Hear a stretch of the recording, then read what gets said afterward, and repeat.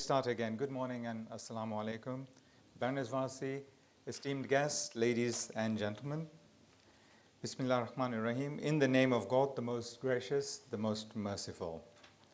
As the chair of the UEL Islamic Finance Board, it gives me great pleasure to welcome all of you to this first UEL conference on Islamic finance and focusing on various topics that will assess the current Islamic finance landscape.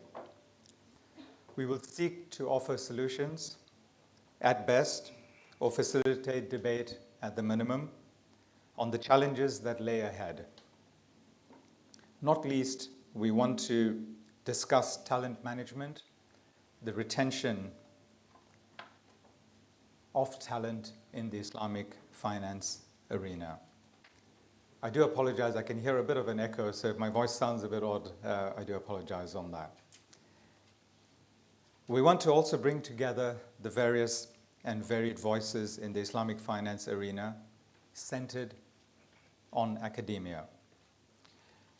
We are very pleased this morning to welcome Baroness Varsi, who will address us on a wider but critical subject matter on how the UK can better connect with the Muslim communities. Before I invite also the Deputy Vice-Chancellor, Dusty Amoriwala, to say a welcome, I have a few more words to add. We also have today Mushtaq Parker, who is the founder and editor of Islamic Banker magazine, to chair our panel, our discussions, and record what call to action may emanate from today's discussions. Personally, let me just reflect for one moment on the last 10 years. In August 2004, Michael Hanlon, who was the first CEO of Islamic Bank of Britain, came into my office with the good news. The news was that the FSA had granted the first Islamic banking license in the West to IBB, which is currently known as Al Rayyan Bank. In July 2014, I received a call from our esteemed guest, Baroness Varsi. It was a telephone call, I hasten to add, in which she said to me that the government was going to issue its first sukuk. The sukuk was a culmination of the work which Baroness Varsi had started with a number of panelists who are here today as part of the UK Islamic Finance Task Force. It was more than a coincidence, perhaps, that it was a decade between the Islamic banking license and the sukuk, almost, as I said, 10 years, almost to the month. And it's been quite a journey.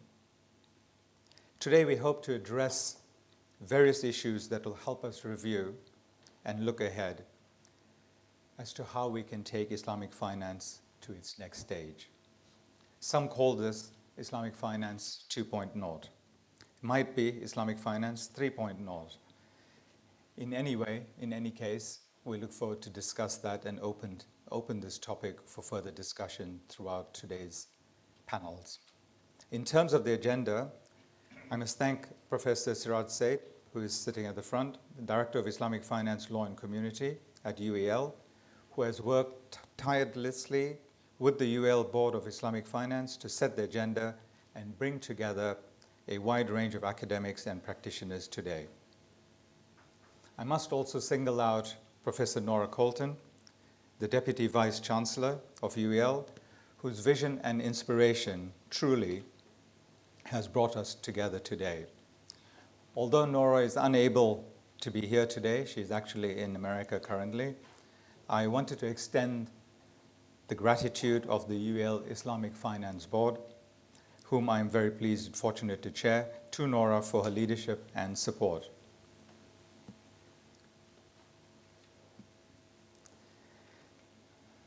A little bit of IT problem here. Please bear with me.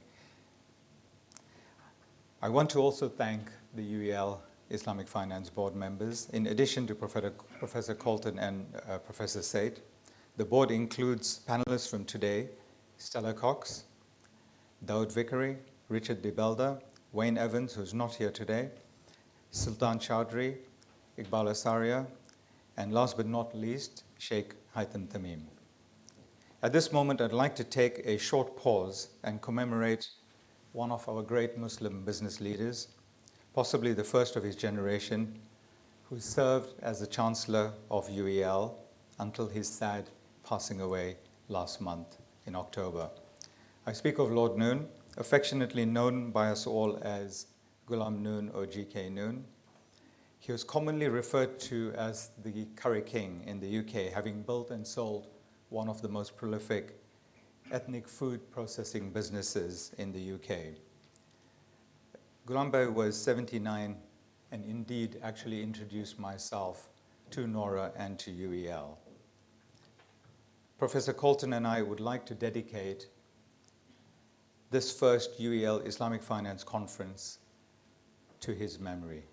May the Almighty rest him in peace and reward him for all the wonderful work he has done, especially for disadvantaged persons worldwide.